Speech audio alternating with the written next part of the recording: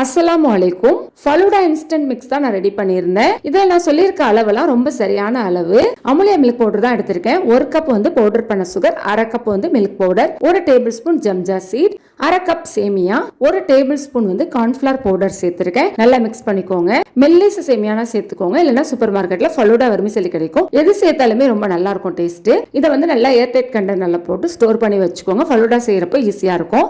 பாலை நல்லா காய்ச்சிட்டு வடிகட்டி 2 டம்ளர் அளவு இந்த பாட்டில் சேர்த்துருக்கேன். இதில் வந்து 4 டேபிள் ஸ்பூன் அளவுக்கு ஃபலூடா இன்ஸ்டன்ட் மிக்ஸ் சேர்த்துட்டு 8 நிமிஷம் கொதிக்க வச்சுட்டு ஆறுனதுக்கு அப்புறம் ரோஸ் மில்க் எசன்ஸ் சேர்த்துருக்கேன். சேர்த்துட்டு இதை ஃப்ரிட்ஜில் வந்து சில் பண்ண வச்சுட்டேன். இப்போ எந்த ஜாரில் வந்து நம்ம சர்வ் பண்ண போகிறோமோ அதில் வந்து பாதாம் பிசின் சேர்த்துட்டு ஜெல்லியுமே குட்டி குட்டியாக கட் பண்ணி சேர்த்துருக்கேன். இப்போ வந்து சில்லுன்னு இருக்க ஃபலூடா மிக்ஸ் இதில் சேர்த்துடலாம். சேர்த்துட்டு நல்லா கலந்து விட்டுக்கலாம். அல்ஹம்துலில்லாஹ் டேஸ்ட் வந்து செம்மையா இருந்துச்சுங்க. சம்மருக்கு யூஸ்ஃபுல்லான instant mix must try recipe. நீங்களும் ட்ரை பண்ணி பாருங்க.